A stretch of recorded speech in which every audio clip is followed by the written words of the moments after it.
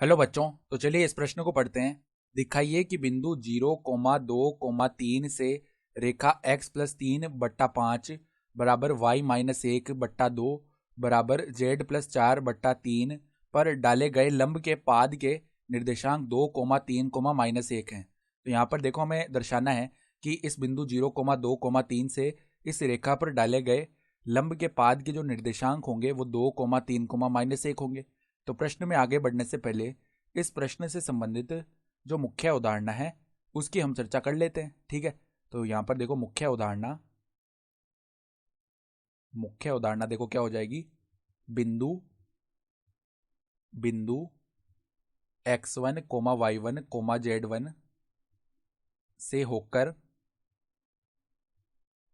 से होकर जाने वाली a, b, c दिक अनुपात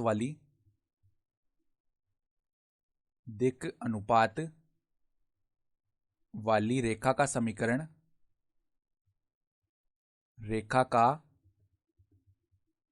समीकरण देखो हम किस प्रकार लिखते हैं।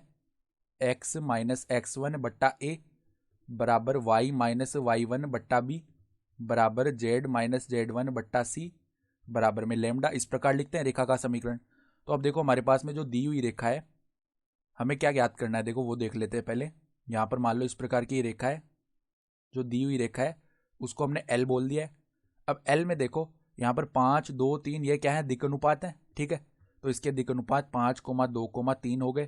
तो हम क्या कर रहे हैं, किसी बिंदु A जिसको हम क्या बोल लेते हैं 0, 2, 3, इससे यहाँ पर लंब डाल रहे हैं इस रेखा पर।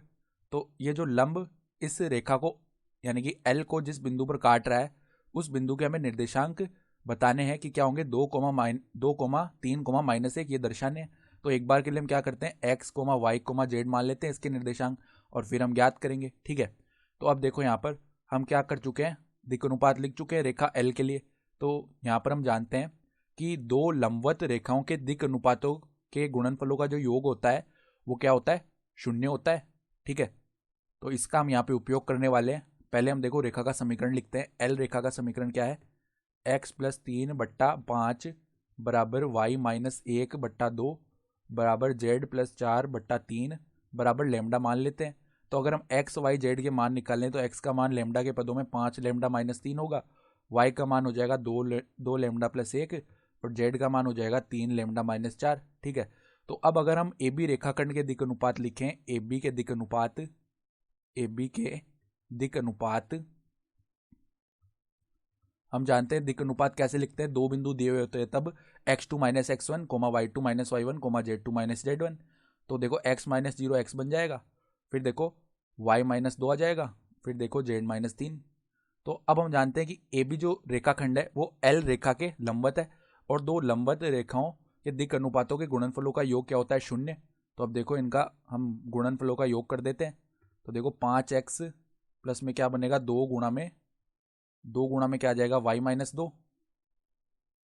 प्लस में 3 गुणा में क्या आ जाएगा, 3 गुणा में z-3। ये किसके बराबर आएगा, 0 के बराबर। तो यहाँ से देखो 5x प्लस 2y-4 प्लस में 3z-9 बराबर में 0 आएगा, यानी कि 5x प्लस में 2y प्लस में 3z बराबर में 13 आ जाएगा। ठीक है, तो अब देखो बिंदु B के निर्देशांक ज्ञात करने। तो बिंदु B के लिए हम x बराबर 5 लेमडा-3, y बराबर 2 लेमडा+1 और z बराबर 3 लेमडा-4 रख लेते हैं। तो देखो 5 गुणा में x की जगह क्या रखना है, 5 लेमडा-3 प्लस में देखो 2 गुणा y की जगह क्या रखना है, 2 लेमडा+1 तो 2 लेमडा+1 प्लस में 3 गुणा z की जगह क्या रखना है, 3 लेमडा-4 तो 3 लेमडा-4 बराबर में कितना है, 13 है।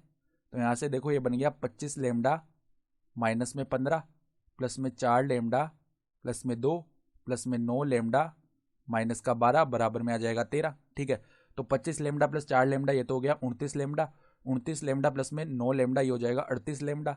तो 38 लेमडा, फिर देखो -15 प्लस का 2 माइनस का 13 बनेगा, -13 और माइनस का 12 ये कितना बन जाएगा, ये हो जाएगा -25 और -25 को उस तरफ भेजेंगे तो 13 प्लस में 25 ये कितना बन जाएगा हमारे पास में, 13 प्लस में 25 करेंगे तो ये 38 बन जाएगा। तो यहाँ से लेमडा का मान कितना आ गया है, 1 आ गया है। ठीक है, तो अब लेमडा के मान हम रख लेंगे एक्स, वाई और जेड में, जिससे कि बिंदु बी के निर्देशांक आ जाएंगे।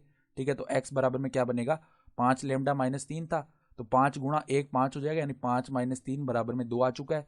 फिर इसी प्रकार वाई का मान याद करेंगे तो 2 लेमडा प्लस 1 था, तो 2 प्लस में 1 यानी कि 3 बन गया। और जेड का मान क्या आ जाएगा, 3 लेमडा माइनस 4 था, यानी कि 3 माइनस 4 कितना बन गया, -1 बन गया। तो बिंदु बी के जो निर्देशांक है वो क्या आ जाएंगे, 2, 3, -1। और हमें सवाल में देखो यही तो सिद्ध करना था कि जो लंब पाद के निर्देशांक होंगे वो 2, 3, -1 होंगे। तो हम यहाँ पे क्या लिख सकते हैं, इति सिद्धम, अर्थात दी गई उदाहरणा के आधार पर हमने सिद्ध करके दिखा दिया। तो आशा करता हूँ कि आपको ये प्रश्न समझ में आया होगा। धन्यवाद।